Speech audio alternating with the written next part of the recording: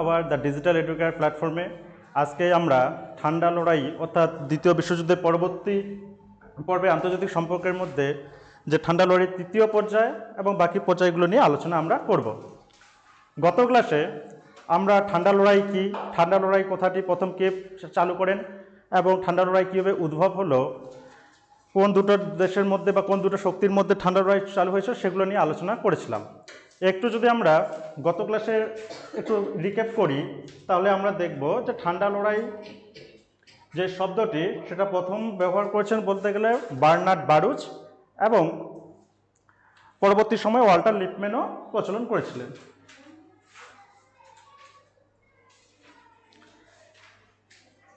আজকে আমরা ঠান্ডা লড়াই তৃতীয় পর্যায় অর্থাৎ 1953 থেকে 1959 পর্যন্ত যে পর্যায়কালটা সেটা নিয়ে আলোচনা করব। এই পর্যায়ে বলতে গেলে সেরকম কিছুই নেই, যেমন আমরা প্রথম পর্যায় এবং দ্বিতীয় পর্যায়ে দেখেছিলাম।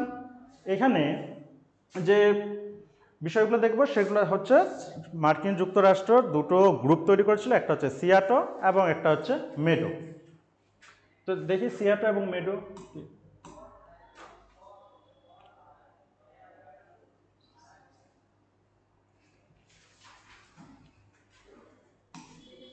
সিয়াটো 1954 সালে এটা গঠিত হয়। এটা হচ্ছে আমরা যদি বাংলার হিসেবে দেখি দক্ষিণ পূর্ব এশীয় চুক্তি সংস্থা বা সিয়াটো, south east Asian treaty organization. আমাদের পুরো ফর্মগুলো অবশ্যই মুখস্থ করতে হবে। শর্ট প্রশ্নের মধ্যে হয়তো দিতে পারে যে সিয়াটোর ফুল ফর্ম কি, অথবা সিয়াটোর যে ফুল ফর্ম নিম্নলিখিতগুলির মধ্যে কোনটি। তো আমাদেরকে এটা দেখতে হবে এই সিয়াটো যে সেগুলো আছে সংস্থাটা, এটার মধ্যে কোন কোন দেশগুলো উল্লেখযোগ্য: মার্কিন যুক্তরাষ্ট্র, great Britain, France, Philippines, Thailand, Pakistan, Australia এবং নিউজিল্যান্ড। এগুলো বোঝানোর কিছুই নেই, জাস্ট আমাদের মনে রাখতে হবে যে সিয়াটোর মধ্যে কোন কোন দেশগুলো অন্তর্ভুক্ত।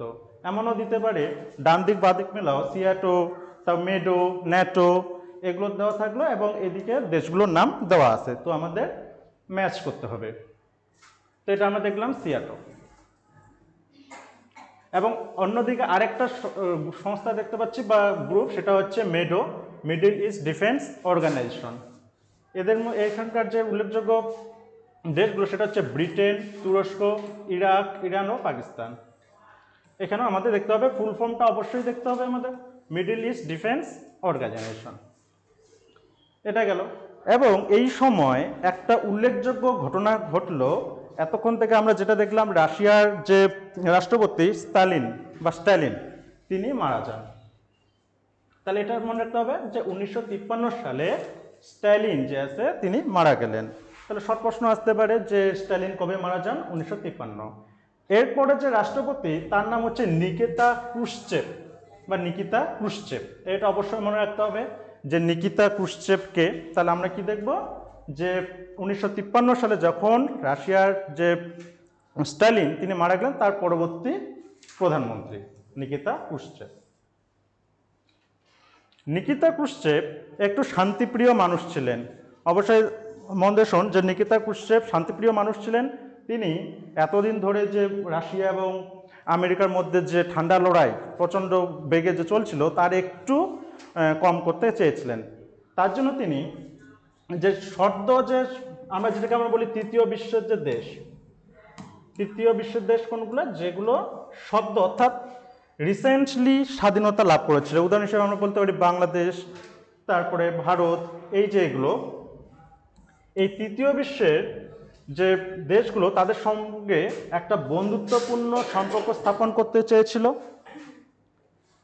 বন্ধুত্বপূর্ণ সম্পর্ক, এবং তাদের অর্থনৈতিক সাহায্য প্রদান করে। তো এবার আমরা বরাবরই বলি যে এবার কেউ যদি কাউকে সাহায্য করে তাহলে অবশ্যই তাদের একটা পিছনে একটা কারণ থাকবে বা একটা উদ্দেশ্য থাকবে, যেটা আমরা জাতীয় স্বার্থ চ্যাপ্টারে পড়েছিলাম। তো এবার নিকিতা ক্রুশ্চেভ এবার দেখলেন যে আমেরিকা যে সংস্থাগুলো তৈরি করছে সিয়াটো, মেডো এগুলো, এবং তার দেখছে যে আমেরিকা একদম আস্তে আস্তে আস্তে গোটা বিশ্বটাকে তার দিকে নিয়ে যাওয়ার চেষ্টা করছিল। তো এইরকম পরিস্থিতিতে রাশিয়া যে আছে, রাশিয়া চুপ করে থাকবে না। তিনিও তখন বা রাশিয়াও ওয়ারশ চুক্তি করলেন তৃতীয় বিশ্বের দেশগুলোকে নিয়ে। কবে? অবশ্যই তারিখটা মনে রাখতে হবে 1955 সালের 14ই মে। তাহলে ওয়ারশ চুক্তি বা ওয়ারশ প্যাক্ট কবে স্বাক্ষরিত হয়েছিল? 1955 সালের 14ই মে। কাদের নেতৃত্বে? সোভিয়েত ইউনিয়নের নেতৃত্বে। মনে থাকবে?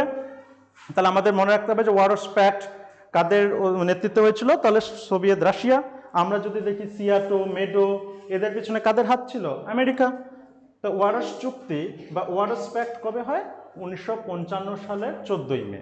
অবশ্যই আমাদের তারিখটা মনে রাখতে হবে। এই চুক্তির অন্যতম দেশ হলো পোল্যান্ড, অর্থাৎ তৃতীয় বিশ্বের দেশগুলো রোমানিয়া, হাঙ্গেরি, বুলগেরিয়া প্রভৃতি। তাহলে এই পর্যায়ের মধ্যে আমরা জাস্ট এইটুকুই দেখব। এবং এই পর্যায়ে তৃতীয় পর্যায়ের যে গুরুত্বপূর্ণ ঘটনা সেটা হচ্ছে স্টালিনের মৃত্যু। মনে থাকবে তাহলে যে স্টালিনের মৃত্যু। স্টালিন বা স্ট্যালিন কবে মারা যান? 1953 সালে। পরবর্তী প্রধানমন্ত্রী কে হন? Nikita Khrushchev. এবং নিকিতা ক্রুশ্চেভ কেমন মনোভাব ছিলেন? শান্তিপূর্ণ সহাবস্থান এর নীতি ঘোষণা করেন। এর জন্য আমরা কি দেখলাম যে তৃতীয় বিশ্বের যে দেশগুলো আছে সেগুলোকে অর্থনৈতিক সাহায্য এবং বিভিন্ন দিক দিয়ে সাহায্য করছিল। এবং এই দেশগুলোকে নিয়ে আমরা রাশিয়াকে দেখলাম যে ওয়ারশ প্যাক্ট স্বাক্ষরিত করে 1955 সালের 14ই মে। তাহলে এইগুলো আমাদের তৃতীয় পর্যায়। তৃতীয় পর্যায়ে অত গুরুত্বপূর্ণ কিছু না, এইটুকু। নেক্সট যেটা আমরা পর্যায়ে দেখব, চতুর্থ পর্যায়ে, খুবই গুরুত্বপূর্ণ এবং খুব ইন্টারেস্টিং একটা পর্যায়। চতুর্থ পর্যায়ের সময়কাল 1959 থেকে 1962। এই পর্যায়ে তিনটা গুরুত্বপূর্ণ ঘটনা ঘটেছিল। একটা হচ্ছে আমরা দেখব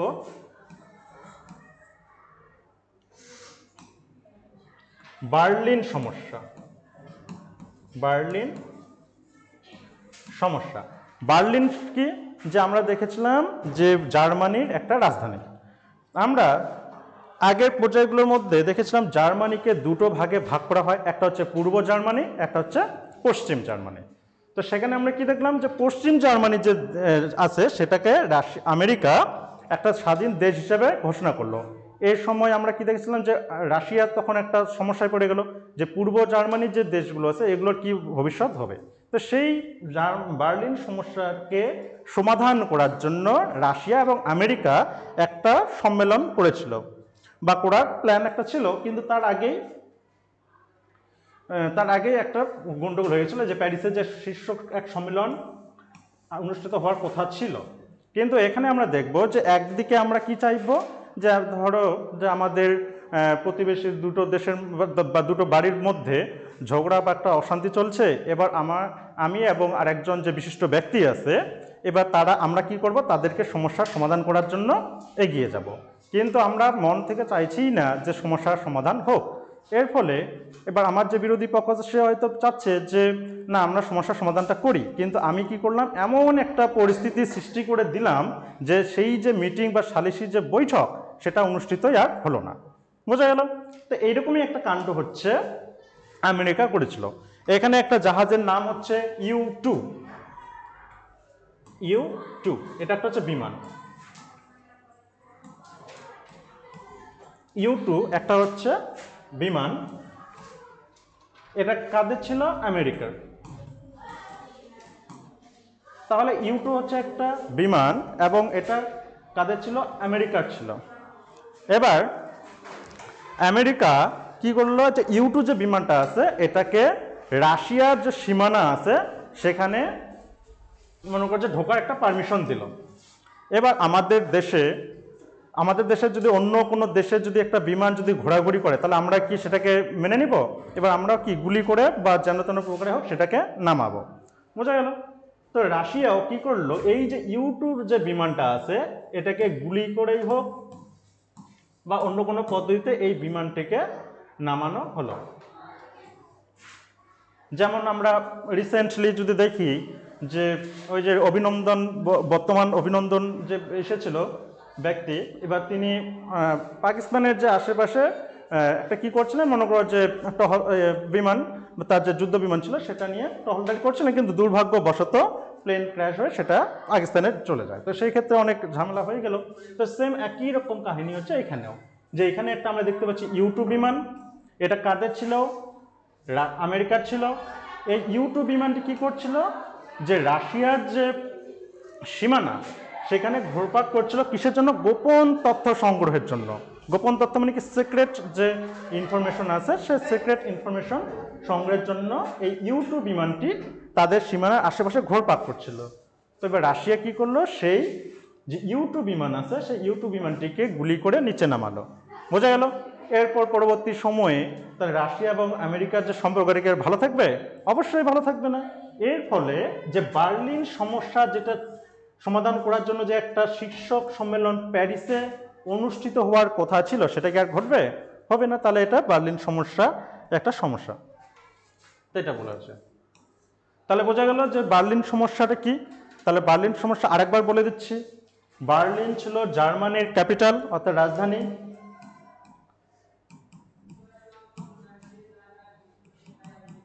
জার্মানির ক্যাপিটাল। আমরা আগের পর্যায়ে দেখেছিলাম যে জার্মানিকে দুটো ভাগে ভাগ করা হয়, একটা হচ্ছে পশ্চিম জার্মানি। পশ্চিম জার্মানি, এই পশ্চিম জার্মানিতে কাদের প্রভাব ছিল? ইউএসএ। আর পূর্ব জার্মানি, পূর্ব জার্মানিতে কাদের ছিল? ইউএসএসআর। পশ্চিম জার্মানি যে আছে এটাকে এরা একটা দেশ হিসাবে ঘোষণা করেছিল, ইউএসএ। এর ফলে পূর্ব জার্মানির যে দেশগুলো আছে এদের ভবিষ্যৎ একটা নিয়ে সমস্যার সৃষ্টি হলো। এই বার্লিন সমস্যার সমাধানের জন্য আমেরিকা এবং রাশিয়া একটা বৈঠক করার কথা ছিল, কোথায়? প্যারিসে। কিন্তু তার আগে কি ঘটনা হলো? ওই যে ইউ-2 বিমানটি নিয়ে সমস্যা হয়ে গেল বা একটা ক্রাইসিস হয়ে গেল। এর ফলে যে সমস্যার সমাধানের জন্য যে শীর্ষক সম্মেলনটি অনুষ্ঠিত হওয়ার কথা ছিল সেটা অবশ্যই ভেস্তে গেল। তো বোঝা গেল এইটুকু। তাহলে এটা হচ্ছে বার্লিন সমস্যা। নেক্সট যেটা আমরা দেখব সেটা হচ্ছে কঙ্গো সমস্যা। এটাও খুব ইন্টারেস্টিং একটা টপিক। আচ্ছা, কঙ্গো। কঙ্গো হচ্ছে আফ্রিকার একটা দেশ। বোঝা গেল? তাহলে আগে আমরা দেখে নিই যে কঙ্গো কোথাকার একটা দেশ? আফ্রিকা। এবার আমাদেরকে যেমন ইংরেজরা শাসন করেছিল ঠিক তেমনই এই কঙ্গোতে বেলজিয়ামরা শাসন করেছিল। তা বোঝা গেল? তাহলে কারা শাসন করেছিল? বেলজিয়াম। এবার যেমন আমাদের ক্ষেত্রেও যখন ইংরেজরা ভারত ছেড়ে চলে গেল তারপরেও একটা কি সমস্যা হয়ে গেল যে এবার পাওয়ার অর্থাৎ কাদের দখলে থাকবে ক্ষমতা সেটা নিয়ে একটা পরিস্থিতির সৃষ্টি হয়েছিল। ঠিক একই রকম করে যখন এই যে কঙ্গো, এই কঙ্গো থেকে যখন বেলজিয়ামরা চলে গেল তারপরে সমস্যা হচ্ছে যে কি, যে কাদের দখলে এই কঙ্গোর অধিকার থাকবে। তো এখানে আমরা দুটো গোষ্ঠীর মধ্যে একটা ক্রাইসিস দেখব। একটা হচ্ছে এবার দুটো গোষ্ঠী, এখানে যে একজন ব্যক্তির নাম হচ্ছে প্যাট্রিস লুমুম্বা। অবশ্যই মনে রাখতে হবে কি নাম? Patrice Lumumba. এই প্যাট্রিস লুমুম্বা কি ছিলেন? কমিউনিস্ট ছিলেন। কমিউনিস্ট প্যাট্রিস লুমুম্বা তাহলে কমিউনিস্ট ছিলেন অর্থাৎ সাম্যবাদী। সাম্যবাদী সাম্যবাদী নীতি তিনি বিশ্বাস করতেন। আর সাম্যবাদী নীতি কারা বিশ্বাস করত? ইউএসএসআর। ইউএসএসআর অর্থাৎ রাশিয়া। তাহলে এই প্যাট্রিস লুমুম্বা কি ছিলেন? একজন কমিউনিস্ট মনোভাব সম্পন্ন ছিলেন এবং সাম্যবাদী নীতিতে বিশ্বাসী ছিলেন। আর এটা কাদের নীতি ছিল? ইউএসএসআর। তাহলে অবশ্যই স্বাভাবিকভাবেই আমরা দেখব যে প্যাট্রিস লুমুম্বা রাশিয়াকে সমর্থন করে। এই কারণে আমরা দেখছিলাম যেখানেই রাশিয়াকে কেউ যদি সমর্থন করে সেখানে আমেরিকা কি সেই পার্টি বা সেই ব্যক্তিকে সমর্থন করবে? অবশ্যই করবে না।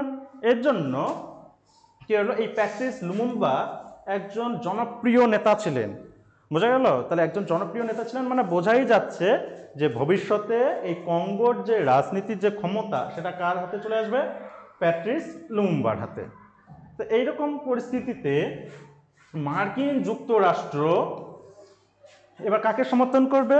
লুমুম্বার যে বিরোধী দল। বোঝা গেল? আমরা তাই দেখেছিলাম যে আমরা যদি চীনের ক্ষেত্র দেখি, চীন সমস্যার মধ্যে ওখানে মাও জেদং ছিল, তিনি একজন সাম্যবাদী নীতি বিশ্বাসী ছিলেন এবং তার অপোজিশনে একজন ব্যক্তির নাম ছিল তিনি আবার কি সেই সাম্যবাদী নীতি থেকে বিশ্বাস করতেন না। এবার আমেরিকা কি করলো? তা সেই যে দল বা সেই যে ব্যক্তি তাকে সমর্থন করলো, এবং পরবর্তী সময়ে আমরা কি দেখলাম যে সম্মিলিত জাতিপুঞ্জের যে নিরাপত্তা পরিষদ সেখানে তাদের স্থান দিল এবং ভেটো যে পাওয়ার সেটাও দেওয়ার চেষ্টা করলো।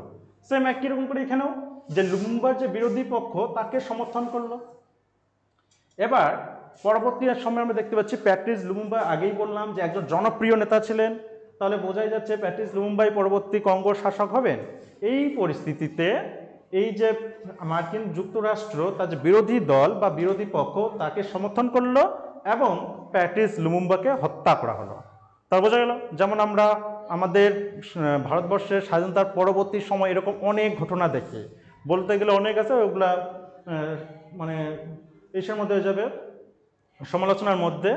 তো আমরা নিজেও জানি যে স্বাধীনতার পরে কাকে প্রধানমন্ত্রী হওয়া উচিত ছিল এবং কে থাকলে বেশি উপকার আমাদের হতো, কিন্তু পরবর্তী সময় আমরা কি দেখলাম, সেই ব্যক্তিকে মনে করো যে বিভিন্নভাবে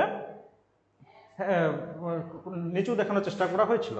যেমন অনেকে বলে যে সর্দার বল্লভভাই প্যাটেল যদি প্রধানমন্ত্রী হতো তাহলে আজকে ভারতের যে নকশা সেটা আরও অনেক পাল্টে যেত, ঠিক আছে। এবার পরবর্তী সময়ে অনেকে আবার বলে যে ভারতের যে প্রথম যে ভোট সেটা হয়েছিল 1952 সালে। এবার সর্দার বল্লভভাই প্যাটেল তার আগেই মারা যান, বোঝা গেল। তো এবার কীভাবে তিনি তাহলে ভোটে দাঁড়াতেন বা কীভাবে প্রধানমন্ত্রী হতেন, কিন্তু আমরা কি দেখেছিলাম যে 1947 সালের পরেই তো জওহরলাল নেহরু ভারতের প্রথম প্রধানমন্ত্রী হলো, বোঝা গেল। লোকসভা যে ভোটের যে ব্যাপারটা সেটা 52 সালে শুরু হয়েছিল ঠিকই, কিন্তু তার আগে তো প্রধানমন্ত্রী সেই ছিল জওহরলাল নেহরু। তো তার জন্য অনেকেই বলেন যে সর্দার বল্লভভাই প্যাটেল যদি থাকতো তাহলে ভারতের নকশা অনেক চেঞ্জ হয়ে যেত, আজকে কাশ্মীর সমস্যা হতো না, তারপরে আবার অনেক কিছু যে ক্রাইসিস আমরা এখন বর্তমানে দেখি সেগুলো হতো না, বোঝা গেল।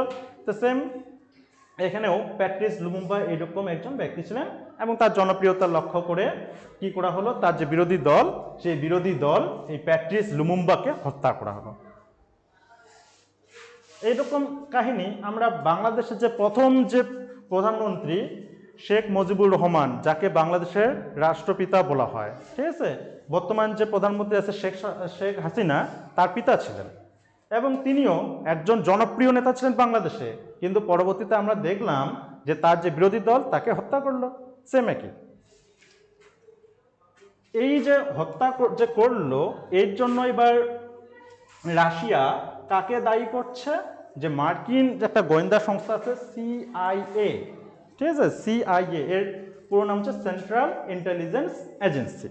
তাহলে বোঝা গেল সিআইএ সেন্ট্রাল ইন্টেলিজেন্স এজেন্সি এদেরকে দায়ী করলো। তাহলে এর ফলে রাশিয়ার সঙ্গে যে আমেরিকার সম্পর্ক সেটা অবশ্যই খারাপের দিকে যাবে। তাহলে বোঝা গেল এইটুকু। তাহলে এখান থেকে আমাদের মনে রাখতে প্যাট্রিস লুমুম্বা কে ছিলেন, সিআইএ কোন প্রসঙ্গে আসলো, তাহলে সিআইএ হচ্ছে আমেরিকার একটা গোয়েন্দা সংস্থা, সেন্ট্রাল ইন্টেলিজেন্স এজেন্সি। আর সোভিয়েত ইউনিয়ন অভিযোগ করলো যে এই লুমুম্বার হত্যার পেছনে অবশ্যই আমেরিকার হাত আছে, এটা আমরা জানি। তো এটা তো এর ফলে এই যে কঙ্গোর সমস্যা সেটা আর সমাধান হলো না।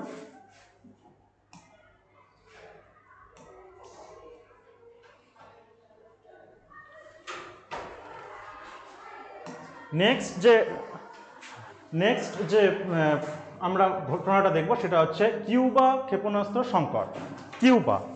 কিউবা হচ্ছে একটা দ্বীপ। এখানেও আমরা কি দেখব যে কিউবাতে যে যখন বাতিস্তা সরকার পতন হলো তারপরের কাহিনী এগুলো আমরা অলরেডি দেখতে পাচ্ছি কি যে কোনো একটা সমস্যা যখন হচ্ছে বা একটা ক্রাইসিস পরিস্থিতি হচ্ছে গোটা বিশ্বে, তখন মাথা চাড়া কারা দিচ্ছে, ওই যে আমেরিকা এবং রাশিয়া। মানে ওদের ওখানে কোনো নাক গোলানোর কোনো দরকারই অ্যাকচুয়ালি নেই, কিন্তু একজন বিশেষ শক্তিশালী একটা পাওয়ারফুল একটা কান্ট্রি, ওখানে যদি এবার আমরা যদি নাক না গোলাই তাহলে আমাদের মান সম্মানের একটা ব্যাপার, এরকম হয় না? তো এরকম। তো এবার যেমন বর্তমানে এবার অনেক আমরা যদি বর্তমান ফেসবুক বা এই ইস্যুগুলোতে দেখি, অনেকের নতুন একটা ডায়লগ কি, যে এবার ধরো যে কে কাউকে এমনি এমনি এসএমএস করছে, ঠিক আছে, দরকারই নাই। এবার যদি তখন বলা হয় যে আরে বাবা এরকম করে এসএমএস করার কী দরকার, তখন কী ভাববে যে ও এত সুন্দর, এবার যদি আমরা যে এসএমএস না করি তাহলে তার সুন্দরের প্রতি একটা ডাউট হবে না যে আমি এত সুন্দর, এবার আমাকে কেউ এসএমএস করছে না, এটা কেমন হয়?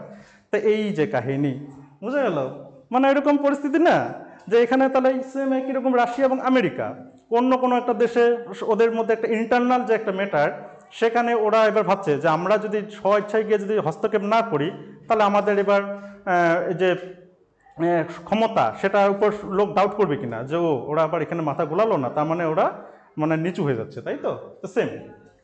তো এখানেও আমরা একটা কি দেখবো, কিউবা, ঠিক আছে। এই কিউবা যখন বাতিস্তা সরকার, বাতিস্তা একজন ব্যক্তি ছিলেন, তার সরকার, এবং এই বাতিস্তা সরকার কি ছিল, খুবই স্বৈরাচারী ছিলেন, খুবই স্বৈরাচারী ছিলেন। তাহলে বাতিস্তা সরকার খুব স্বৈরাচারী ছিলেন। এখানে একজন যুবক বা ইয়ং লিডার আমরা দেখব, তার নাম হচ্ছে ফিদেল কাস্ত্রো। বোঝা গেল? তাহলে ফিদেল কাস্ত্রো, এটা আমরা তো তোমাদের ইতিহাসে একটা চ্যাপ্টারই মানে প্রশ্ন, বড় প্রশ্ন হবে, কিউবার সংকট নিয়ে একটি প্রবন্ধ বা আলোচনা করো। তো এই কিউবার একজন যুবক নেতা ছিলেন ফিদেল কাস্ত্রো। এই ফিদেল কাস্ত্রো কি করলেন, বাতিস্তা সরকারের পতন ঘটালেন। বোঝা গেল? অর্থাৎ বাতিস্তা সরকার যে ছিল সেটা ছিল স্বৈরাচারী একটা সরকার। এই স্বৈরাচারী সরকারের বিরুদ্ধে কে আন্দোলন করলো, ফিদেল কাস্ত্রো, এবং ফিদেল কাস্ত্রো এই বাতিস্তা সরকারের পতন ঘটালো। বোঝা গেল এটুকু? এবার এখানেও ফিদেল যে কাস্ত্রো, তিনি ছিলেন একজন সাম্যবাদী নেতা, অর্থাৎ কমিউনিস্ট। কমিউনিস্ট, আর আমরা জানি কমিউনিস্ট হচ্ছে, অবশ্যই কমিউনিস্টরা কাকে সাপোর্ট করবে, রাশিয়াকে। এই নিয়ে আবার আমেরিকার বা ইউএসএর মাথা ব্যথা হয়ে গেল যে আবার ওই রাশিয়া সমর্থিত কমিউনিস্ট পার্টি আবার সেই কিউবায় কি হচ্ছে, সরকার চালাবে। এর জন্য এই ইউএসএ কি করলো, এবার কিউবা, এখানে প্রচুর পরিমাণে চিনি উৎপন্ন হয়, ঠিক আছে। এই চিনি কি করে, যে কিউবা এই সুগার কোথায় রপ্তানি করে, ইউএসএতে, ইউএসএতে রপ্তানি করে। এবার আমেরিকা কি করলো, যে এবার ডাইরেক্ট তো সম্পর্ক যেটা আছে ওটাকে তো শেষ করে দিতে পারছে না, এবার অন্য দিক দিয়ে কীভাবে শেষ করার চেষ্টা করছে, যাতে একটা সমস্যার সৃষ্টি হয় এবং সেটাকে নিয়ে পরে যাতে একটা যে বিষয় আছে যে আমরা তোমাদের সঙ্গে সম্পর্ক রাখবো না, এইরকম একটা পরিস্থিতি। তো এই ইউএসএ স্ব ইচ্ছায় এই কিউবা থেকে চিনি যে আমদানি সেটা বন্ধ করে দিয়ে দিল, অর্থাৎ কিউবা থেকে চিনি নেবে না। তো এরকম পরিস্থিতি। এবার এইরকম পরিস্থিতিতে কি হলো, যে এবার রাশিয়া ভাবছে যে এই কিউবাকে আমেরিকা যখন তখন অ্যাটাক করতে পারে, অর্থাৎ আক্রমণ করতে পারে। আর কিউবা কোথায় ছিল, ইউএসএর পাশাপাশি একটা দেশ। বোঝা গেল? এবার আমাদের যে পাশের যে একটা বাড়ি আছে, সেই বাড়িটা হচ্ছে আমার প্রচুর মানে শত্রু সম্পন্ন বা শত্রু মনোভাবপন্ন। এবার সেখানে যখন আমার আরও এক শত্রু এসে ঘাঁটি গাড়বে, তাহলে তো আমার সমস্যা হবেই। এর জন্য তো এখানেও সেম একই রকম করে যে কিউবা সঙ্গে এই যে আমেরিকার সম্পর্ক নষ্ট করার চেষ্টা করছে, বা সম্পর্ক যাতে একটু কম থাকে সেরকম। তার জন্য কি আমরা একটা পদক্ষেপ দেখলাম, চিনি আমদানি বন্ধ করে দেয়। এবার তোমরা যখন কিউবা সংকট নিয়ে পড়বে, তখন চিনি আমদানি তো আসতে থাকবে, আবার অনেক কিছু থাকবে। এইরকম পরিস্থিতিতে সোভিয়েত ইউনিয়ন এবার কি ভাবছে, যে এই আমেরিকা যখন তখন হয়তো কিউবার উপর অ্যাটাক করতে পারে। তখন কি করলো, 1962 সালে কিউবার আত্মরক্ষা, অর্থাৎ কিউবা যাতে ক্ষতি না হয় বা কিউবার আত্মরক্ষার জন্য ক্ষেপণাস্ত্র ঘাঁটি গড়ে তোলার কথা ঘোষণা করেন। ক্ষেপণাস্ত্র মানে একটা বড় বড় যে ধরো অস্ত্র, মানে যুদ্ধ যে অস্ত্র, সেগুলো একটা ঘাঁটি করতে পারেন। এর জন্য আমরা কি দেখতে পাচ্ছি, যে এই যে মাঝারি পাল্লার পারমাণবিক ক্ষেপণাস্ত্র বোঝায় কয়েকটি সামরিক জাহাজ কিউবার দিকে পাঠানো হয়। এই পরিস্থিতিতে এবার আমেরিকা ভাবছে যদি এইরকম হয় তাহলে আমাদের খুব সমস্যা হবে। এর জন্য এই যে ক্ষেপণাস্ত্র বোঝাই যে জাহাজগুলো কিউবার দিকে যাচ্ছে, সেগুলোকে কি করতে হবে, আটক করতে হবে। বোঝা গেল? তো এইরকম পরিস্থিতিতে তাহলে এবার আমেরিকা কি করলো, এই যে জাহাজগুলো আছে এই জাহাজগুলোকে চারিদিকে ঘিরে রাখলো, একদম চারিদিকে একদম ঘিরে রাখলো। এবং এইরকম পরিস্থিতি তাহলে অবশ্যই এবার কি হবে, একটা যুদ্ধ তো লাগার একটা ভাব থাকবেই। বোঝা গেল? তো এইরকম পরিস্থিতিতে এই আমরা যতগুলো পর্যায় দেখলাম, সেই পর্যায়গুলোর মধ্যে এই পর্যায়ে এই ঘটনাটা একদম মনে হচ্ছে যেন এবার যুদ্ধ লাগবেই। কারণ সেই যে আমেরিকা যে আছে, এই আমেরিকা এই যে জাহাজগুলোকে যে চারপাশে ঘিরে রাখলো, এবার ভুল ক্রমেই বা অসতর্কতার কারণে কোনো একজন যদি সৈনিক, সে উভয় পক্ষেরই হতে পারে, যদি একটা গুলি করে তাহলেই তো একদম যুদ্ধ চালু, এই রকম পরিস্থিতি সৃষ্টি হয়েছিল। বোঝা গেল এইটুকু? তো এখানে তখন কি হলো যে মার্কিন রাষ্ট্রপতি যে কেনেডি আছে, এই কেনেডি এটাকে নির্দেশ দিল যে জাহাজগুলোকে ঘেরাও করো। পরবর্তী সময়ে এবার আমেরিকা এবং রাশিয়া উভয় পক্ষে একটা আলোচনার মধ্যে হলো। এবার রাশিয়া বলল, তোমরা যদি কথা দাও যে কিউবাকে কখনোই এটা করবে না, তাহলে আমরা কি করব, আমাদের যে জাহাজগুলো সেগুলোকে আমরা ফিরে নেব। বোঝা গেল? তো এবার আমেরিকা এখানেই একটু নত হলো, বললো যে ঠিক আছে, আমরা কখনোই কিউবাকে এটা করব না বা আক্রমণ করব না। এই রকম সত্য মেনে নেওয়ার ফলে তখন রাশিয়া কি করলো, সেই যে জাহাজগুলো আছে সেই জাহাজগুলোকে ফিরিয়ে নিল। বোঝা গেল? তো এই পর্যন্ত। তো এখানে এটা আমরা দেখলাম যে কিউবা সংকট কি, কঙ্গো সমস্যা কি, তারপরে আমরা বার্লিন সমস্যাও দেখলাম। তাহলে এখানে বোঝা গেল যে কিউবা সংকটটা কি। কিউবার সংকট যদি আমরা দেখি, মেইনলি যে ফিদেল কাস্ত্রো একজন যুবক নেতা ছিলেন। আবার একটু বলে দিচ্ছি যে ফিদেল কাস্ত্রো একজন যুবক নেতা ছিলেন, এবং এই ফিদেল কাস্ত্রো কোন সরকারকে পতন ঘটালো? বাতিস্তা সরকারকে। আর বাতিস্তা সরকার কেমন টাইপের ছিল? স্বৈরাচারী ছিল। এবং যখন এই ফিদেল কাস্ত্রো এই বাতিস্তা সরকারকে পতন ঘটালো, তখন অবশ্যই আমরা দেখব যে ফিদেল কাস্ত্রো কিউবার শাসক হলেন বা সর্বনায়ক হলেন। আর ফিদেল কাস্ত্রো কে ছিলেন? একজন সাম্যবাদী নেতা বিশ্বাসী। আর সাম্যবাদী মানেই হচ্ছে রাশিয়া। এর ফলে আমেরিকা সমস্যায় পড়ে গেল, এবং আমেরিকা কি করলো, কিউবা থেকে যে চিনি আমদানি করতো সেটা বন্ধ করে দিল। তো এটা গেল।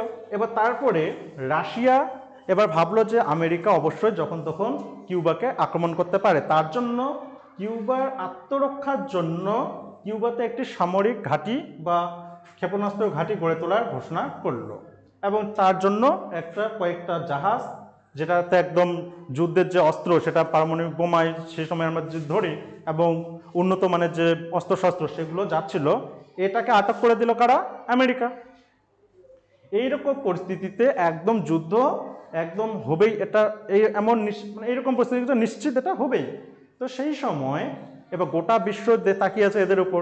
আমরা যদি বাস্তবের ক্ষেত্রে আমরা দেখি, এবার আমরা ধরো যে আমরা গরিব মানুষের মধ্যে যদি গরিব যদি ইসে করে মনে করো একটা সমস্যা হয়, তাহলে কোনো ক্ষতি হবে না, মনে করো যে জাস্ট ওই পক্ষরই। কিন্তু দেশের বা বিশ্বের মানে অধিকারী যে দুটো ব্যক্তি বা দুটো গোষ্ঠী যদি সমস্যার সৃষ্টি করে, তাহলে তার ফল সবাইকে ভোগ করতে হয়। বোঝা গেল? এটা আমরা বর্তমানেও দেখি। তো এটা গেল। তো এবার যখন আমেরিকা যে স্বীকার করলো বা সত্য মেনে নিল যে আমরা কখনোই কিউবাকে আক্রমণ করব না, তখন রাশিয়া কি করলো, তার যে জাহাজগুলো সেগুলোকে ফিরিয়ে নিল। তো এটা গেল। নেক্সট আমরা যেটা পর্যায়ে দেখবো সেটা হচ্ছে দেতাঁত পর্যায়। দেতাঁত, এই দেতাঁত পর্যায়ে এর আগে যদি আমরা একটু দেখি, আমরা আগের পর্যায়টার সময় আমরা কি দেখলাম যে রাশিয়া এবার বলল যে তোমরা যদি কিউবাকে আক্রমণ না করো তাহলে আমরা ফিরিয়ে অস্ত্র আমাদের যে জাহাজগুলো আছে সেই জাহাজগুলোকে ফিরিয়ে নেব। তো এই ক্ষেত্রে তখন আমেরিকা কি করলো, একটু মাথা নত করলো, যে স্বীকার করলো যে বা সত্য মেনে নিল যে হ্যাঁ হবে। তো এইরকম পরিস্থিতিতে উভয় দেশ অর্থাৎ আমেরিকাই বলো আর রাশিয়ায়, এবার এরা বুঝতে পারলো যে আমরা শুধু বড় বড় পারমাণবিক বোমা তৈরি করতেই পারি, সেটাকে ব্যবহার করা কি সহজ? অবশ্যই সহজ নয়। তো এর জন্য তখন তারা ভাবলো, আর অলরেডি আর এখানে আমরা কি দেখব যে এইরকম পরিস্থিতিতে এবার এরা এই ঠান্ডা লড়াইকে একটু কম করার চেষ্টা করলেন, এবং উভয়ই যে দেশ অর্থাৎ আমেরিকা এবং রাশিয়া এবার একটু আলাপ আলোচনার মধ্যে আসলো।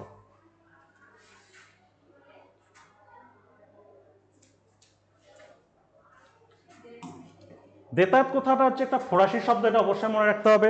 দেতাত শব্দটি একটি কি? ফরাসি শব্দ। তাহলে শর্ট প্রশ্নের মধ্যে আসতে পারে দেতাত শব্দটি একটি কি শব্দ? ফরাসি শব্দ। আর দেতাত কথার অর্থ হচ্ছে পুরনো বন্ধুত্বের মানে পুনর্মিলন, যেটাকে আমরা যদি বলি তো সেটা। তো এখানে আমরা একটু দেখব যে এই যে পরস্পরের প্রতি অবিশ্বাসপূর্ণ সম্পর্কের সহজ করে তোলা, আর মার্কিন যুক্তরাষ্ট্র সোভিয়েত ইউনিয়ন পারস্পরিক দ্বন্দ্বের পরিবর্তে পারস্পরিক সহযোগিতা সম্পর্কে যে উন্নতি ঘটানোর যে চেষ্টা করেন, এটাকে আমরা বলবো দেতাত। তো এখানে আমরা দেতাত বললাম যে পুরনো বন্ধুত্বের পুনর্মিলন এটা। আর এখানে যদি আমরা একটু যদি পটভূমিটা দেখি যে কারণ বেতার পর্যায়ে কেন আসলো, ওই চতুর্থ পর্যায়টা আমাদেরকে দেখতে হবে। তো চতুর্থ পর্যায়ে আমরা দেখলাম যে উভয় পক্ষই এবার চেয়েছিল যে একটু আমাদের মধ্যে সম্পর্ক কি হোক, যে মধুর হোক। তার জন্য আমরা দেখলাম যে আমেরিকা সেই সময় একটা শর্ত মেনে নিল। তার আগে আমরা যতগুলো দেখেছিলাম ওই রাশিয়াকে শুধু হেয় করা হচ্ছে, মানে কোনো শর্তটা তো ওরা মেনে নিচ্ছে না, তাই না? তো এখানে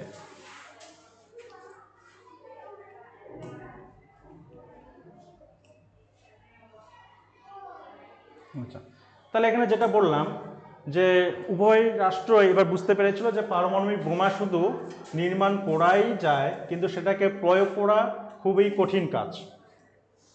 আর অলরেডি এবার এবার এরাই গোটা বিশ্বটাকে একটু জ্ঞান দেবে যে পারমাণবিক বোমা তৈরি করা যাবে না, বা এর যে ভয়াবহ যে পরিস্থিতি সেটা সম্পর্কে অবগত করাচ্ছে। কিন্তু অলরেডি এরা এদিকে কি ভিতরে ভিতরে প্রচুর পারমাণবিক বোমা তৈরি করেই রেখেছিল। এখন আমরা তাই দেখি যে এই যে আমরা যদি দেখি ইউক্রেন এবং রাশিয়ার যে যুদ্ধ, সেই ইউক্রেন এবং রাশিয়ার যুদ্ধে কোনো দেশে ডাইরেক্ট ইউক্রেনের পক্ষ নিয়ে রাশিয়ার সঙ্গে যুদ্ধ করছে না। কারণটা কি, যে এখানে আমরা দেখতে পাচ্ছি যে রাশিয়া যে আছে, রাশিয়া একটা পারমাণবিক শক্তিধর দেশ।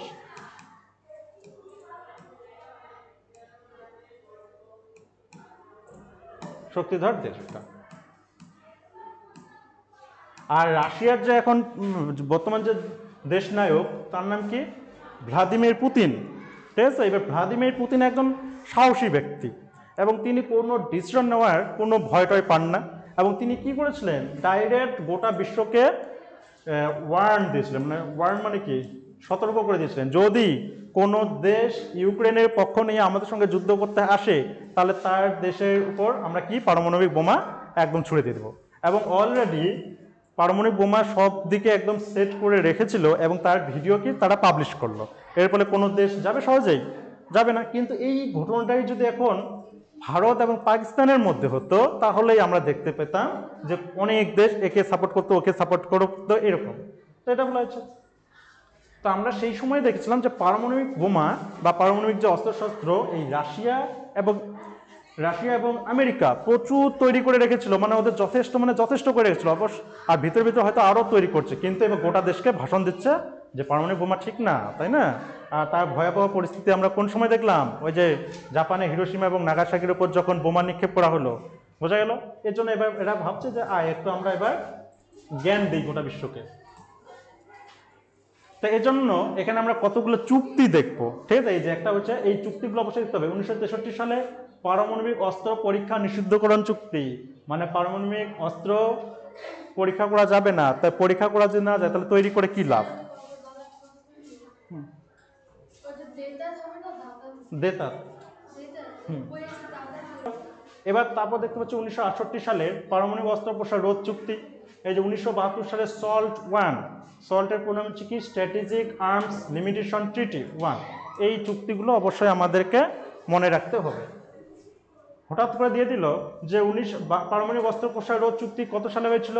1968 সালের মধ্যে হয়েছিল। কাদের মধ্যে? রাশিয়া এবং আমেরিকার মধ্যে। এগুলো তো এখানে আমরা একটু দেখলাম যে ঠান্ডা লড়াইটা এখানে একটু কম যাতে হয় সেটা চেষ্টা করা হয়েছিল। কিন্তু এবার দুটো শক্তিশালী দেশ কখনোই নিজেদের মধ্যে ভালো মতো সম্পর্ক বজায় রাখতে পারবেই না। কারণটা কি? এবার কোথাও একটা সমস্যা হচ্ছে, অবশ্যই আমারও মন চাইবে যে আমিও একটু যাই, এবার ওরও মন কি চাইবে, আমিও একটু যাই। ঠিক আছে, এইরকম পরিস্থিতিতে এই দুটো দেশ নিজেদেরকে আর সামলাতেই পারলো না। পরবর্তী সময়ে আমরা আরও যে সমস্যাগুলো দেখতে পাচ্ছি সেটা হচ্ছে ইসরায়েল। এটা একটা, ইসরায়েলকে কি করেছিল যে আরব আর হচ্ছে মিশর, ঠিক আছে, এই যে আরব বা আরব যে দেশগুলো মিশর এবং সিরিয়া, এই মিশর এবং সিরিয়া যৌথভাবে কাকে আক্রমণ করলো? ইসরায়েলকে।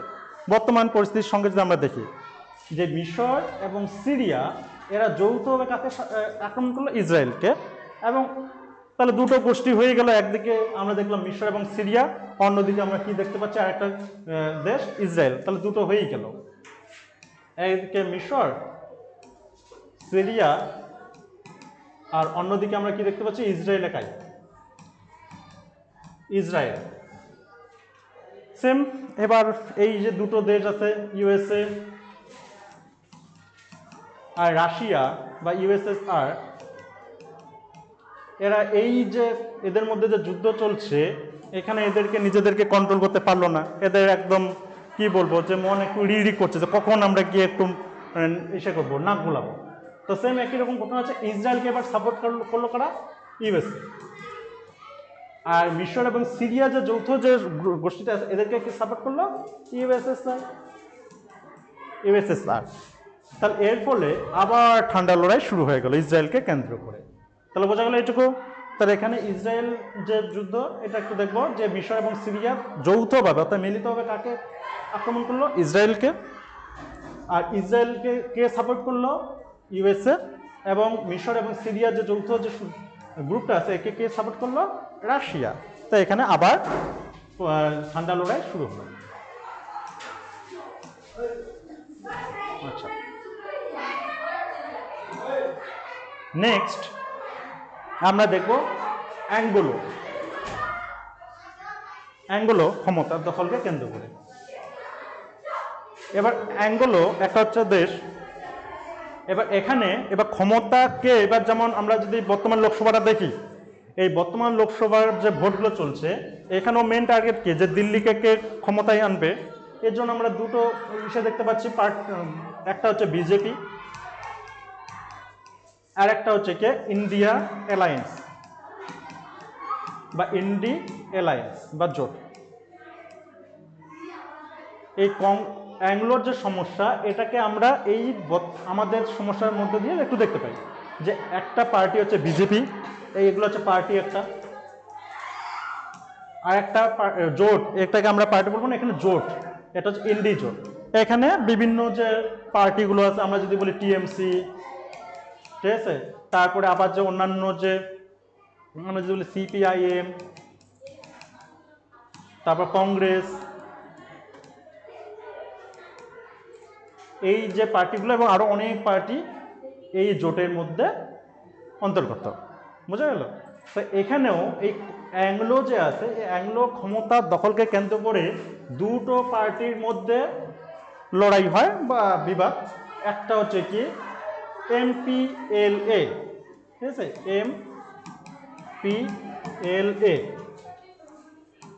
এমপিএলএ পুরো নামটা এখানে দেওয়া আছে। তাহলে এমপিএলএ কিছুই না, একটা হচ্ছে কি পার্টি, লাইক আমাদের যে বিজেপি পার্টি আছে বা টিএমসি পার্টি, এরকম। বোঝা গেল এটুকু? তো এটা সম্পর্কে কিছু না যে এমপিএলএ সম্পর্কে, এটা না, এখানে ওদের একটা স্থানীয় পার্টি। এই এমপিএলএ আরেকটা হচ্ছে ইউনিটা,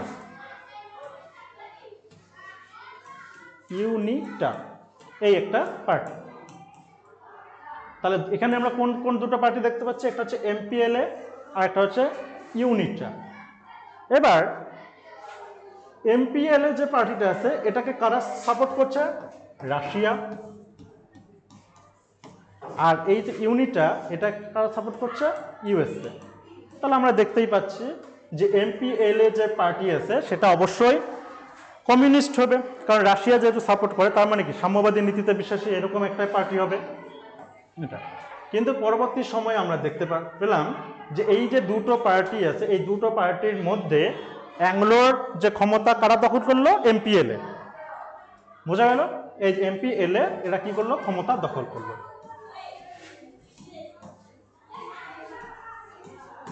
এমপিএলএ। এবার এর ফলে কি আমেরিকা কি এই খুশি হবে? কারণ আমেরিকা তো কাকে সাপোর্ট করেছিল? ইউনিটাকে। এই ইউনিটা যে পার্টি আছে, এটাকে সাপোর্ট করেছিল, কিন্তু জয়ী হলো কারা? যে রাশিয়া সমর্থিত এমপিএলএ পার্টি। বোঝা গেল? তাহলে এর ফলে আবার রাশিয়ার সঙ্গে যে আমেরিকার ঠান্ডা লড়াই, সেটা আবার শুরু হলো। এটা তাহলে বোঝা গেল অ্যাংলো সমস্যাটা। অ্যাংলো তো কিছুই না, এখানে বর্তমানে যদি আমরা দেখি ক্ষমতা দখল, মানে কে সরকার গঠন করবে। বোঝা গেল? যেটা এখনই আমি বললাম যে আমাদের বর্তমানে কি চলছে? লোকসভা ভোট চলছে। লোকসভা ভোট মানে কি? প্রধানমন্ত্রীর ভোট, অর্থাৎ গোটা ভারতটা কার দখলে যাবে সেটা। আমরা যদি দেখি বিধানসভা ভোট, বিধানসভা ভোটটি কি? যে মুখ্যমন্ত্রী, অর্থাৎ স্টেট লেভেলের। বোঝা গেল? এবার আমরা পরবর্তী সময়ে এগুলো সম্পর্কে পড়বো। এবার আমরা যদি আবার স্থানীয় স্বায়ত্তশাসন ব্যবস্থার মধ্যে আমরা পঞ্চায়েতি ভোট দেখি, পৌরসভা ভোট দেখি, ওগুলা বিষয়টা আবার আলাদা। সেম একই রকম করে অ্যাংলো যে আছে, এই অ্যাংলোতে কারা ক্ষমতা দখল করবে এই নিয়ে দুটো পার্টির মধ্যে লড়াই হয়। এই দুটো পার্টি কে কে ছিল? একটা এমপিএলএ আর একটা হচ্ছে ইউনিটা। এমপিএল কে সমর্থন করছে? Russia, USSR. আর ইউনিটাকে কে সমর্থন করছে? ইউএসএ। কিন্তু আমরা দেখলাম যে 1975 সালে এই এমপিএলএ যে পার্টি আছে, এই পার্টি অ্যাংলোয় ক্ষমতা দখল করে। বোঝা গেল? তাহলে এই ক্ষমতা দখল করলো কারা? এমপিএলএ। আর এমপিএলএ ক্ষমতা দখল করলো, আর এমপিএল কে কারা সমর্থন করছে? রাশিয়া। আর রাশিয়ার সঙ্গে তো আমেরিকার একদম ভালোই সম্পর্ক আছে, তাই না? তো এর ফলে এদের মধ্যে আবার ঠান্ডা লড়াই শুরু হলো। যেমন আমরা যদি বর্তমানে আমরা যদি ইতিহাসের দিকে যাই, এই যে জাতীয় কংগ্রেস, অর্থাৎ আমাদের যে জাতীয় কংগ্রেস আছে, এই জাতীয় কংগ্রেসের একবার ত্রিপুরী অধিবেশন এবং হরিপুরা কংগ্রেস অধিবেশন হয়েছিল। সেখানে দুজন ব্যক্তি লড়াই করেছিল। একটা হচ্ছে সুভাষচন্দ্র বসু, আরেকজন হচ্ছে কি পট্টভি সীতারামাইয়া। ঠিক আছে? তাহলে একদিকে কে ছিল? সুভাষচন্দ্র বসু, অন্যদিকে কি ছিল? পট্টভি সীতারামাইয়া। আর পট্টভি সীতারামাইয়াকে কে সাপোর্ট করেছিল? গান্ধীজি। এবার কি হলো এই ভোটটাতে আমরা দেখলাম? এবার গান্ধীজি যেহেতু পট্টভি সীতারামাইয়াকে সমর্থন করে তাকে আগায় দিল, তার মানে এখানে আমরা ধরেই নেব যে যদি পট্টভি সীতারামাইয়া জিতে তাহলে কে জিতলো? গান্ধীজি জিতলো। আর যদি পট্টভি সীতারামাইয়া হারে তাহলে সেই হারটাকে আমরা কার হার ধরবো? গান্ধীজির, কারণ গান্ধীজি সমর্থন করেছিল। এর ফলে আমরা দেখলাম যে সেই অধিবেশনে সুভাষচন্দ্র বসু জয়ী হলো। বোঝা গেল? এটা আমরা 9-10 চ্যাপ্টারেও পড়েছিলাম, যে কংগ্রেস সম্পর্কে যখন আমরা পড়েছিলাম তখন। এবার যখন সুভাষচন্দ্র বসু জয়ী হলো, তখন গান্ধীজির সঙ্গে সুভাষচন্দ্র বসুর একটা আলাদা একটা সমস্যা সৃষ্টি হলো। কারণ কি? বা গান্ধীজি বলছে তার মানে কি আমি ওকে সাপোর্ট করলাম, এবার ও হেরে গেল মানে কি? তাহলে আমাকে লোক পছন্দ করে না, কারণ সমর্থনটা কে করেছিল? গান্ধীজি। বোঝা গেল? এর ফলে তখন গান্ধীজি কি বললো? যে আমি কংগ্রেস ত্যাগ করব, অর্থাৎ জাতীয় কংগ্রেস ছেড়ে দেব। তো তখন এই সুভাষচন্দ্র বসু বুঝতে পেরেছিলেন যে গান্ধীজির ভূমিকা কি কংগ্রেসে। এবার গান্ধীজি যদি কংগ্রেস ছেড়ে দেয় তাহলে গোটা ভারতের ক্ষতি হবে। তার জন্য তিনি সুভাষচন্দ্র বসু কি বললেন? যে আমি কংগ্রেস ত্যাগ করছি, আপনি থাকেন। তারপরে আমরা দেখলাম যে সুভাষচন্দ্র বসু সেখান থেকে বেরিয়ে এসে কোন একটা পার্টি তৈরি করলো? Forward block. বোঝা গেল? তখন আমরা দেখলাম যে ফরওয়ার্ড ব্লক গঠন করলো। তো এই সেম একই রকম হচ্ছে আমরা অ্যাংলোতে দেখব। দুটো পার্টি ছিল, একটা হচ্ছে এমপিএলএ আর একটা হচ্ছে ইউনিটা। এমপিএলকে কে সমর্থন করছে? রাশিয়া। আর ইউনিটাকে কে সমর্থন করছে? আমেরিকা। এবার কোন পার্টিটা জয়ী হলো? এমপিএলএ। এর ফলে এমপিএলএ যখন জয়ী হলো, তাহলে এবার সেখানে আমেরিকার সঙ্গে রাশিয়া আবার ঠান্ডা লড়াই শুরু হলো।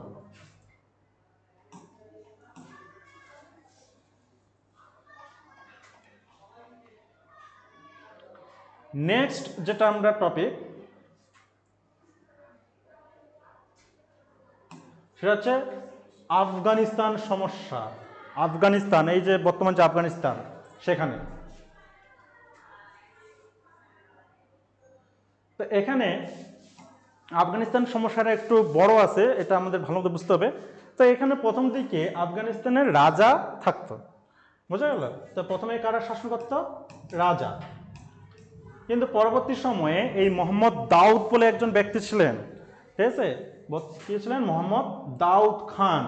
এই দাউদ খান কি করলেন?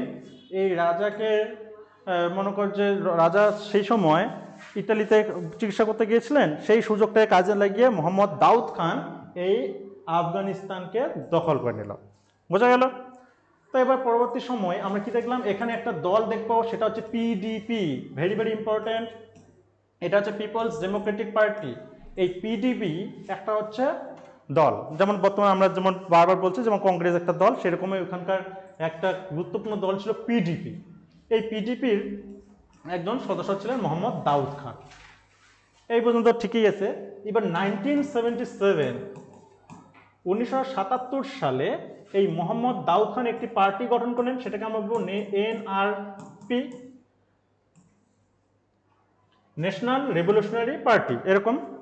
তাহলে এটা আমরা দেখবো 1977। এবার কি বললো যে এনআরপি যখন পার্টিটা গঠন হলো, এবার দাউদ খান বলল যে আমাদের আফগানিস্তানে আমরা কি নিয়ে আসবো, গণতন্ত্র নিয়ে আসবো। গণতন্ত্র মানে কি, যে ভোটের মাধ্যমেই রাষ্ট্রপতি এবং প্রধানমন্ত্রী হবে, মানে গঠন হবে। তো এক্ষেত্রে এবার তিনি আবার একটা চুক্তি করলেন কি, যে এনআরপি যে আছে সেই এনআরপিতে শুধুমাত্র কারা অংশগ্রহণ করবে, এনআরপির যে সদস্য তারা। এর ফলে বাকি কোনো পার্টির সদস্য সেখানে অংশগ্রহণ করতে পারবে না। তাহলে এটা কি কোনোদিনও হয়? এর জন্য তখন কি করলো, এই যে পিপলস ডেমোক্রেটিক পার্টি এটাকে মেনে নিতে পারলো না, এবং এই দাউদ খানকে পরবর্তীতে কি করা হয়, হত্যা করা হয়। বোঝা গেল এইটুকু, যে দাউদ খানকে কিসের জন্য হত্যা করা হয়। দাউদ খান একটি পার্টি গঠন করলেন যেটার নাম হচ্ছে এনআরপি, এবং তিনি বললেন যে আফগানিস্তানে আমরা কি গণতন্ত্র নিয়ে আসব। এই গণতন্ত্র অর্থাৎ ভোটের মাধ্যমে আমরা প্রধানমন্ত্রী রাষ্ট্রপতি ঠিক করব। এবং এখানে একটা সত্য হচ্ছে কি, এনআরপিতে শুধুমাত্র এনআরপির যে সদস্য, যেমন আমরা যদি বর্তমানে আমরা দেখি যে পশ্চিমবঙ্গে যদি আমরা দেখি ধরো টিএমসি, এবং স্টেট কান্ট্রি লেভেলে যদি আমরা দেখি বিজেপি। এবার বিজেপি কি ঘোষণা করলো যে আমরা ভোট তো মানে কন্ডাক্ট করবই, কিন্তু একমাত্র কারা ভোট দিবে, বিজেপি সমর্থকেরাই। বোঝা গেল? তাহলে এবার অন্য কোনো পার্টিকে বা দেশের সেখানকার দেশের যে জনগণ তারা কি মেনে নেবে? মেনে নেবে না। তাহলে এটা তো গণতন্ত্রই না, ওটা তো একনায়কতন্ত্র। 11 আমরা পড়েছিলাম একনায়কতন্ত্র কি, গণতন্ত্র কি, ঠিক আছে? তো একনায়কতন্ত্রের মধ্যে হয়ে যাবে। আর দলহীন গণতন্ত্র কি, দলহীন গণতন্ত্র, এগুলো 11 ছিল। তো এই ক্ষেত্রে তখন কি করলো, দাউদ খানকে কি করা হলো, হত্যা করা হলো, এরকম।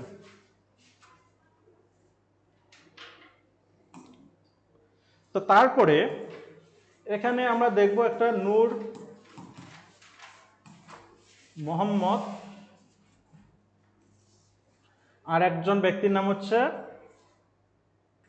প্রধান ব্যক্তি,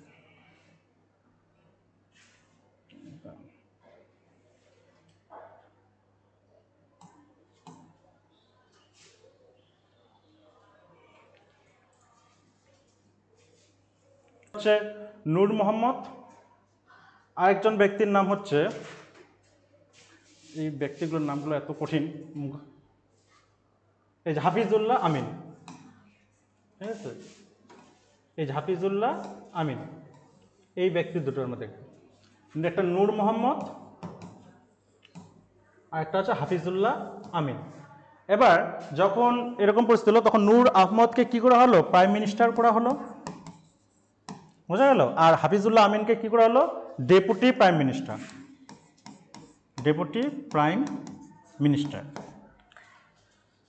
নূর মোহাম্মদ এবং হাফিজুল্লাহ আমিন উভয়ই সাম্যবাদী নীতিতে বিশ্বাস ছিল, অর্থাৎ রাশিয়ার সমর্থক ছিল।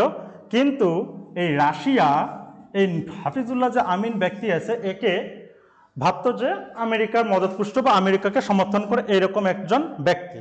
তা বোঝা গেল এইটুকু। হাফিজুল্লাহ আমিন কে ছিলেন, একজন পিডিপির একজন সমর্থক ছিলেন, এবং তিনি ওই আফগানিস্তানের ডেপুটি প্রাইম মিনিস্টার হন।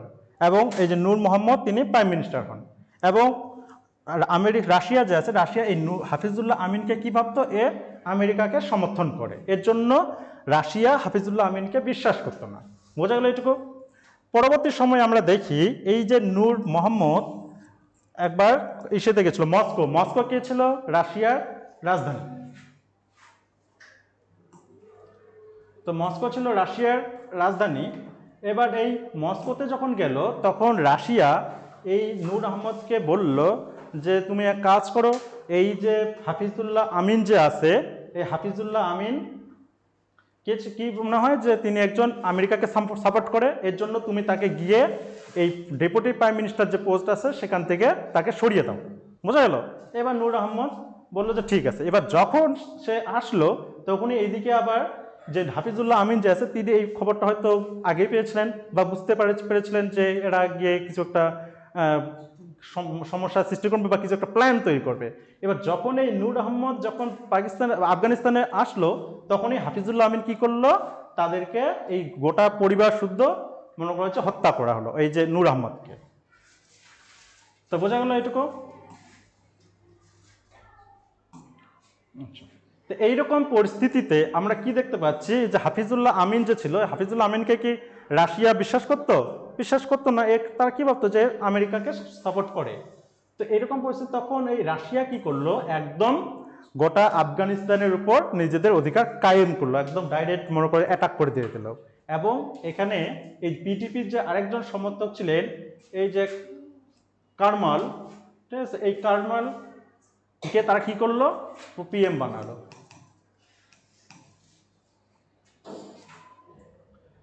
এর পুরো হচ্ছে বাবরা কারমাল। এই বাবরা কারমাল কোথা থেকে আসলো একটা প্রশ্ন আসতে পারে, বা মনে হতে পারে যে এই হঠাৎ করে আবার এই কারমালের নামটা আবার বাবরা কোথায় পাচ্ছে, তাই না? তো এখানে আমরা কি বললাম যে এই যে হাফিজুল্লাহ আমিন যে ছিল, এই হাফিজুল্লাহ আমিন যখন প্রাইম মিনিস্টার যেটা নূর আহমদ, তাকে কি করা হলো, তার পরিবার শুদ্ধ তাদেরকে হত্যা করা হলো। এর ফলে এই রাশিয়া বা ইউএসএসআর একদম আফগানিস্তানকে অ্যাটাক করলো, এবং অ্যাটাক করার পরে কি করলো, এই কারমাল যে বাবরা কারমাল, তিনি পিটিপির একজন সমর্থক ছিলেন, এই বাবরা কারমালকে প্রধানমন্ত্রী হিসেবে বেছে নিল। তো বোঝা গেল এইটুকু। এইরকম পরিস্থিতিতে আমেরিকা কি বসে থাকবে? আমেরিকা কখনোই বসে থাকবে না। এবার ভাবছে দাঁড়া, এই বাবরা কারমালের শত্রু কারা বা বিরোধী দল কারা, ঠিক আছে? তখন এখানে আমরা একটা দেখবো মুজাহিদিন, ঠিক আছে, একটা গ্রুপ, বোঝা গেল, যেটা সাধারণত জঙ্গি টাইপ ছিল। এই মুজাহিদদেরকে সমর্থন করলো কে? আমেরিকা।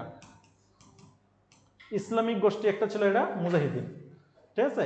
এই মুজাহিদিনদেরকে কে তাহলে সমর্থন করছে? ইউএসএ। এবং ইউএসএ কি করছে, যে আধুনিক যে অস্ত্র শস্ত্র, এই আধুনিক অস্ত্র শস্ত্র দিয়ে এদেরকে সাহায্য করছে। এবং এরা কি করছে, কাবুল বিরোধী কার্যকলাপ করছে। কাবুল মানে কি? আফগানিস্তানের রাজধানী, বোঝা গেল। তো আফগানিস্তানের রাজধানী যে কাবুল, এই কাবুল বিরোধী কার্যকলাপ শুরু করে দিচ্ছে, এবং যেখানে সেখানে দাঙ্গা হাঙ্গামা বিভিন্ন ধরনের একদম অরাজকতার একটা পরিবেশ সৃষ্টি করে দিয়ে দিল। এর ফলে এবার রাশিয়াও তো এবার দেখছে যে এটা খুব একটা ভয়াবহ দিকে যাচ্ছে, তখন তারা কি করলো, এবং রাশিয়া যখন এই যে আফগানিস্তানের উপর ডাইরেক্ট যখন অ্যাটাক করলো, তখন শুধুমাত্র যে আমেরিকাই যে মনে করো যে বিরক্ত হলো সেটা না, গোটা বিশ্বই তখন এই যে রাশিয়ার বিরুদ্ধে চলে গেল। এবং রাশিয়া পরবর্তী সময়ে চাপে পড়ে আস্তে আস্তে করে তাদের যে সৈন্যবাহিনী সেটাকে কি করা হচ্ছে, যে তুলে নিচ্ছে। এবং এবার রাশিয়া আমেরিকাকে কি বললো, যে তোমরা আগে কথা দাও যে এই যে মুজাহিদিন যে বাহিনী আছে, এই মুজাহিদিন বাহিনী যদি কাবুল বিরোধী কার্যকলাপ বন্ধ করে, তাহলে আমরা কি করব, আমাদের যে সৈন্যবাহিনী সেটা আমরা তুলে নেব। তো এবার তারপর বললো যে আচ্ছা ঠিক আছে। এর ফলে এই যে আফগান যে যুদ্ধ, এই আফগান যুদ্ধ এইভাবেই শেষ হয়। তাহলে বোঝা গেল আফগান যুদ্ধটা। তো আফগান যুদ্ধটা আবার একটু বলে দিচ্ছি, যে মুজাহিদিন তাহলে একটা গ্রুপ, একে কে সমর্থন করছে? আমেরিকা। আর অন্যদিকে আমরা দেখতে পাচ্ছি কারমাল গোষ্ঠী, একে কে সাপোর্ট করছে? রাশিয়া। এই দুই পক্ষের মধ্যে এবার এই কারমাল গোষ্ঠী এবং মুজাহিদিনের মধ্যে যুদ্ধ চলছে। এদের মধ্যে যুদ্ধ চলা মানে কি, ইউএসএসআর এবং আমেরিকা, এদের মধ্যে চলছে। এখানে আমরা যদি দেখি বা কোনো একটা দেশের মধ্যে যুদ্ধ চলছে, যুদ্ধ যে শুধুমাত্র বিরোধী পক্ষেরই যে ক্ষতি হবে সেটা তো না, সেই পক্ষেরও ক্ষতি হতে পারে, এবং প্রচুর আর্থিক ক্ষয়ক্ষতিও হয়। এইরকম পরিস্থিতিতে রাশিয়ারও তাই হয়েছিল। আমরা আগের যে পর্যায়টা দেখলাম ইসরায়েল যুদ্ধ, ইসরায়েল যুদ্ধে ইসরায়েলকে কারা সমর্থন করেছিল? আমেরিকা। এবার যখন ওই যুদ্ধে আমেরিকা যোগদান করলো, তখন আমেরিকারও তো প্রচুর ক্ষতি হলো, এবং গোটা বিশ্বের কাছে আমেরিকার একটা যে পাওয়ার বা একটা যে দিক, সেটা নেগেটিভ ধারণা সৃষ্টি করলো। এর ফলে এবার এখানে আমরা দেখতে পাচ্ছি আফগান যুদ্ধে ডাইরেক্ট কে ইনভলভ হয়েছিল? রাশিয়া এখানে। তো এবার পরবর্তী সময়ে বলা হলো যে এই মুজাহিদিন বাহিনী যদি কাবুল বিরোধী কার্যকলাপ বন্ধ করে, তাহলে আমরা আমাদের সৈন্যবাহিনী তুলে নিচ্ছি। তো এইভাবে হচ্ছে। কত সালে এটা হলো? 1988। তার জন্য অনেকেই 1988 সালের যে আফগান যুদ্ধের যে সমাপ্ত হলো, সেই সময়কাল থেকেই অনেকে ঠান্ডা যুদ্ধের কি বলবো শেষ লগ্ন বা শেষ সম্পর্যায় ধরে। কিন্তু পরবর্তী সময়ে আমরা দেখলাম যে 1990 সালের এই যে তারিখটা আমাদের সবাই মধ্যে মনে রাখতে হবে, 1990 সালের 2রা জুন, এটা অবশ্যই মনে রাখতে হবে, 1990 সালের 2রা জুন মার্কিন রাষ্ট্রপতি জর্জ বুশ এবং সোভিয়েত রাষ্ট্রপতি গর্বাচেভ এবার যৌথ ঘোষণা, অর্থাৎ তারা সরকারি বা অফিসিয়ালি ঘোষণা করলো যে ঠান্ডা লড়াই আমরা কি করছি, সমাপ্ত করছি। বোঝা গেল? তাহলে এই গেল আমাদের ঠান্ডা লড়াই বিভিন্ন পর্যায়ে। তাহলে এখানে আমরা যদি দেখি পিডিপি কি, পিডিপি একটি দল, এবং এখানে আমরা দেখলাম এনআরপিও একটা দল ছিল যেটা মোহাম্মদ দাউদ খান বানিয়েছিল পরবর্তী সময়ে। তাহলে এই পর্যন্ত বোঝা গেল যে আফগান সমস্যাটা কি এরকম। এই আফগান যুদ্ধের সমাপ্তকেই তাহলে কি হচ্ছে, ঠান্ডা লড়াইয়ের সমাপ্ত বলা হচ্ছে। যদি অফিসিয়ালি ডেটটা আমরা দেখি তাহলে কবে, 1990 সালের 2রা জুন। বোঝা গেল এইটুকু? তো এই পর্যন্ত গেল ঠান্ডা লড়াইয়ের পর্যায়গুলো। এখানে যদি আমরা একটু দেখি কিছু কিছু টপিক আছে, যেমন দ্বিমেরুকরণ রাজনীতি কি, তারপর এক মেরুকরণ কি। এটা তো এখানে একটা ছিল দ্বিমেরুকরণ রাজনীতি। আচ্ছা, দ্বিমেরুকরণ রাজনীতি কিছুই না, আমরা যে ঠান্ডা লড়াইটা যে দেখলাম, এই ঠান্ডা লড়াই যে বিষয়টা, এটা সাধারণত কোন দুটো দেশের মধ্যে হয়েছিল? একদিকে আমরা দেখলাম রাশিয়া, আর একদিকে আমরা দেখলাম ইউএসএ। এই যে রাশিয়া, আর একদিকে আমরা কি দেখলাম, ইউএসএ। তাহলে এটা দুটো গ্রুপ হয়ে গেল, তাই না?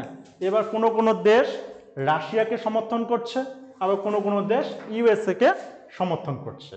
এই যে গোটা বিশ্বটা দুটো মেরুতে, অর্থাৎ একটা এই একটা মেরু, এই একটা মেরু, এই দুটো মেরুতে ভাগ হয়ে গেল, এটাকেই আমরা বলছি দ্বিমেরুকরণ রাজনীতি। তাহলে এখান থেকে প্রশ্ন আসতে পারে যে দ্বিমেরুকরণ রাজনীতিতে কোন দেশ দুটি শক্তিশালী ছিল? ইউএসএসআর এবং আমেরিকা। বোঝা গেল? এবং পরবর্তী সময়ে আমরা কি দেখলাম, 1990 সালে যখন ইউএসএসআর এর পতন হলো, অর্থাৎ এই যে আফগান যুদ্ধ যে সমাপ্ত হলো, আফগান যুদ্ধটার সমাপ্তটাকে আমরা বলতে পারি যে ইউএসএসআর এর পতন। তখন এটা কি দ্বিমেরুকরণ থাকবে, বা তখন এক মেরুকরণ হয়ে গেল? শুধুমাত্র কার প্রভাব থাকলো? ইউএসএ। বোঝা গেল? তাহলে এক মেরু, ফলে পরবর্তী অনেক শর্ট প্রশ্ন আসে যে এক মেরুকরণ রাজনীতিতে কোন দেশের প্রভাব বেশি? ইউএসএ। আর দ্বিমেরুকরণ রাজনীতিতে কোন শক্তি দুটো প্রভাব বেশি? রাশিয়া এবং ইউএসএ, বা ইউএসএসআর এবং রাশিয়া, আমেরিকা। নেক্সট যেটা আমরা দেখবো আজকে, এটা চ্যাপ্টারটা একটু শেষ করে দিই, জোট নিরপেক্ষতা আন্দোলন। খুবই একটা সোজা টপিক, জোট নিরপেক্ষতা আন্দোলন। এবার জোট নিরপেক্ষতা আন্দোলনটা কি? ওই যে বারবার যখন আমরা ঠান্ডা লড়াই শুরু করছিলাম তখন আমরা বলছিলাম যে দুদিকে দুটো বিশ্ব, একটা হচ্ছে ইউএসএসআর নিয়ন্ত্রিত, আর একটা হচ্ছে আমেরিকা নিয়ন্ত্রিত। ইউএসএসআর, আর একদিকে আমরা দেখছি ইউএসএ। এবার তৃতীয় বিশ্বের যে দেশগুলো, তৃতীয় বিশ্বের দেশ বলতে যেগুলো অনুন্নত ছিল সেই সময়, ভারত, পাকিস্তান, আফগানিস্তান, বা আফগানিস্তানটা আমরা ধরলাম, নেপাল, এগুলা, এরা কি করলো যে এরা কোনো পক্ষেই গেল না, এর পক্ষেও গেল না, আবার এর পক্ষেও গেল না। এরা এদের দূরত্ব, মাঝ থেকে একটা দূরত্ব বজায় রেখে এরা নতুন একটা জোট সংগঠন তৈরি করার চেষ্টা করলো, যেটাকে আমরা বলছি জোট নিরপেক্ষতা আন্দোলন। তাহলে এখানে এটা গেল। এবার জোট নিরপেক্ষতা আন্দোলনের একটা প্রশ্ন আসে যে জোট নিরপেক্ষ আন্দোলন কার মস্তিষ্ক প্রসূত ফল? তখন আমরা কি বলবো? জওহরলাল নেহরু। মনে থাকবে? তাহলে প্রশ্ন আসতে পারে জোট নিরপেক্ষ আন্দোলন কার মস্তিষ্ক প্রসূত ফল, অর্থাৎ কার মাথায় এটা প্রথম এসেছিল? তাহলে ভারতের প্রথম প্রধানমন্ত্রী পণ্ডিত জওহরলাল নেহরু। শুধুমাত্র এটা গেল। এখান থেকে আমাদের এগুলো মনে রাখতে হবে। তাহলে ভারতের ক্ষেত্রে কে গুরুত্বপূর্ণ ভূমিকা পালন করেছিল? পণ্ডিত জওহরলাল নেহরু। যুগোস্লাভিয়ার মধ্যে কে নিয়ন্ত্রণ করেছিল? টিটো। ইন্দোনেশিয়ার মধ্যে সুকর্ণ। আর মিশরের রাষ্ট্রপতি নাসের। তাহলে এখানে প্রশ্ন আসতে পারে যে জোট নিরপেক্ষ আন্দোলনের সময় মিশরের রাষ্ট্রপতি কে ছিলেন? নাসের। আর ঘানার প্রধানমন্ত্রী ছিলেন নক্রুমা। তাহলে এইগুলোর মধ্যে অবশ্যই আসতেই পারে যে জোট নিরপেক্ষ আন্দোলনের সময় ভারতের প্রধানমন্ত্রী কে ছিলেন? তাহলে পণ্ডিত জওহরলাল নেহরু। যুগোস্লাভিয়ার রাষ্ট্রপতি কে ছিলেন? টিটো। ইন্দোনেশিয়ার রাষ্ট্রপতি ছিলেন সুকর্ণ। আর মিশরের রাষ্ট্রপতি নাসের। আর ঘানার প্রধানমন্ত্রী কে ছিলেন? নক্রুমা। তাহলে বোঝা গেল এখানে যে এবার কোনো কিছু একটা আন্দোলন, সম্মেলন বা একটা গ্রুপ তৈরি করতে গেলে আমাদের ডাইরেক্ট কি একদিনে হবে? একটা সম্মেলন টম্মেলন তো করতে হবে, অর্থাৎ মিটিং করতে হবে, তারপর বিভিন্ন বিষয় নিয়ে আলোচনা করা হবে, তারপরে এটা। তো এখানে আমরা যেটা দেখব, প্রথম শীর্ষক সম্মেলন কোথায় হয়েছিল? বেলগ্রেড। ঠিক আছে, কোথায় হয়েছিল? বেলগ্রেড শীর্ষ সম্মেলন। আর এই সম্মেলনে কয়টা রাষ্ট্র যোগ দেয়? 25টি। তা বোঝা গেল। এর পরবর্তী সময় আমরা আবার দেখব বান্দুং সম্মেলন, কায়রো সম্মেলন, এগুলো। এবার এখানে জোট নিরপেক্ষ নীতির যে মূল উৎস, সেটা কোথা থেকে হয়? পঞ্চশীল চুক্তি। পঞ্চশীল চুক্তি কাদের মধ্যে হচ্ছে? ভারত এবং চীনের মধ্যে। মনে থাকবে? তাহলে ভারত এবং চীনের মধ্যে কি হয়? পঞ্চশীল চুক্তি।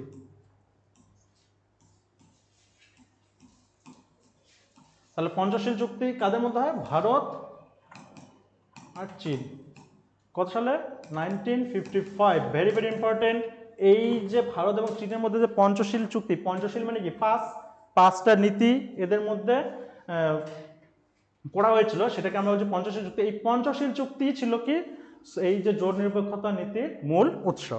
এবার আমাদের মনে প্রশ্ন আসতে পারে যে সেই 5টি চুক্তি কি কি? সেটা হচ্ছে এই যে একটা বলছে শান্তিপূর্ণ সহাবস্থান। শান্তিপূর্ণ মানে কি? যে কোনো সমস্যা হবে না এরকম, অনাক্রমণ, অর্থাৎ এক দেশ অন্য দেশকে আক্রমণ করবে না, এটা অনাক্রমণ। আর একটা হচ্ছে কি? ভৌগোলিক অখণ্ডতা, সার্বভৌমত্বের প্রতি পারস্পরিক শ্রদ্ধাবোধ। ভৌগোলিক অখণ্ডতা অর্থাৎ যে দেশের যতটা সীমানা সেটা, এবং সার্বভৌমত্ব মানে কি? সভারেন্টি, অর্থাৎ দেশের একটা চূড়ান্ত ক্ষমতা। ঠিক আছে, সেই চূড়ান্ত ক্ষমতার প্রতি পারস্পরিক শ্রদ্ধাবোধ। যেমন আমরা 11-এর প্রথম যে একটা চ্যাপ্টার ছিল রাষ্ট্র কি, ঠিক আছে, রাষ্ট্র কি কোন, এবার যেমন একটা বলা হয়েছিল যে উড়িষ্যা, বিহার এবং পশ্চিমবঙ্গ এদের কি সার্বভৌম ক্ষমতা আছে? তাহলে সার্বভৌম ক্ষমতা নেই। একটা দেশ, একটা স্বাধীন দেশ হতে গেলে মেইন যেটা উপাদান সেটা হচ্ছে সার্বভৌমত্ব। সার্বভৌমত্ব থাকতে হবে। তারপর কি থাকতে হবে? ভূখণ্ড, জনসংখ্যা, তাই না, এগুলো। তার মধ্যে সার্বভৌমত্বটাই মেন। এবার সার্বভৌমত্ব যদি না হয় তাহলে সেটা কোনো রাষ্ট্র বা দেশ হিসেবে ঘোষণা হবে না। তাহলে ওই ক্ষেত্রে আমরা কি দেখতে পাচ্ছি? ভারতের যে অঙ্গরাজ্যগুলো, বিহার, পশ্চিমবঙ্গ, ঝাড়খণ্ড, এগুলো কি রাজ্য, কারণ ওদের সার্বভৌমত্ব ক্ষমতা নেই। বোঝা গেল? এবার এদেরকেও যদি সার্বভৌমত্ব ক্ষমতা দেওয়া হয়, তাহলে তো আমার তো মনে হয় যে প্রথমেই পশ্চিমবঙ্গ একদম বাংলাদেশের সঙ্গে যুক্ত হবে, দিকে। বোঝা গেল? তো তাই আমরা দেখতে পাচ্ছি। বোঝা গেল? তো এর জন্য সার্বভৌমত্ব শুধুমাত্র দেশে থাকবে। এই সার্বভৌমত্বের প্রতি পারস্পরিক শ্রদ্ধাবোধ। তারপর বলা হয়েছে ক্ষমতা ও পারস্পরিক সহযোগিতা। পারস্পরিক সহযোগিতা মানে কি হচ্ছে? আজকে যদি আমাদের পাশের যে দেশ বাংলাদেশ, বাংলাদেশে যদি একটা কোনো একটা যদি আমরা দেখি অরাজকতা বা এমন কিছু একটা ক্রাইসিস সৃষ্টি হলো, সেখানে আমরা কি করবো? তাহলে সহযোগিতা করবো, এবং আমরা দেখি তাই করি।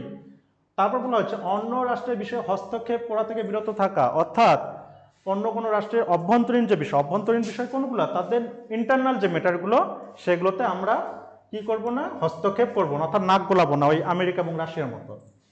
তাহলে এই যে 5টা নীতি, এই 5টা নীতি খুবই গুরুত্বপূর্ণ। এই 5টা নীতিকে আমরা একসঙ্গে কি বলছি? পঞ্চশীল চুক্তি। ঠিক আছে, পঞ্চশীল চুক্তি। আর পঞ্চশীল চুক্তি কাদের মধ্যে হয়েছিল? ভারত এবং চীনের মধ্যে। কত সালে? 1955 সালে। খুব ইম্পর্টেন্ট, আসতেই পারে যে পঞ্চশীল চুক্তি কবে কাদের মধ্যে হয়েছিল। আর এখানে প্রশ্ন আসতে পারে যে পঞ্চশীল চুক্তির মধ্যে একটি চুক্তি বা শর্তের উল্লেখ করো। পরবর্তী যে আমরা সম্মেলনগুলো, সেটা বান্দুং সম্মেলন। এখান থেকে অত কিছু লাগবে না, আমাদের সম্মেলনের শুধু সালগুলো মনে রাখতে হবে যে বান্দুং সম্মেলন কবে হয়েছিল? 1955। বেলগ্রেড সম্মেলন কবে হয়েছিল? 1961। আর কায়রো সম্মেলন 1964 সালে গৃহীত হয়। বোঝা গেল? এবং এই যে সম্মেলনগুলো, এগুলোতে থেকে 10টা নীতির কথা আমরা জানতে পারি যে জোট নিরপেক্ষতা আন্দোলনে, সেগুলো একটু দেখলেই হয়ে যাবে।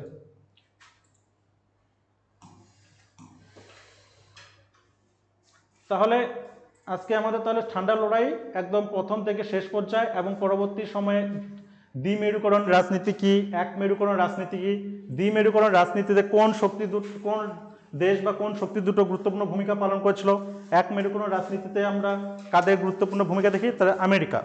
তারপরে হচ্ছে জোট নিরপেক্ষতা আন্দোলন কবে হয়েছিল, কাদের কারাই বা কোন কোন দেশের রাষ্ট্রপ্রধানগুলো এখানে অংশগ্রহণ করেছিল, এগুলো দেখলাম। আর জোট নিরপেক্ষ আন্দোলনের প্রধান যে উৎস, সেটা আমরা কি দেখলাম? পঞ্চশীল চুক্তি 1955 সালে হয়েছিল ভারত এবং চীনের মধ্যে। সেই যে 5টা নীতি, সেই 5টা নীতিকে জোট নিরপেক্ষ আন্দোলনের মূল উৎস বলা হয়। আর জোট নিরপেক্ষ আন্দোলনকে আমরা কি বলি, নাম, তাই না, NAM, নন অ্যালাইনমেন্ট মুভমেন্ট। তাহলে প্রশ্ন আসতে পারে NAM এর পুরো নাম কি, নন অ্যালাইনমেন্ট মুভমেন্ট।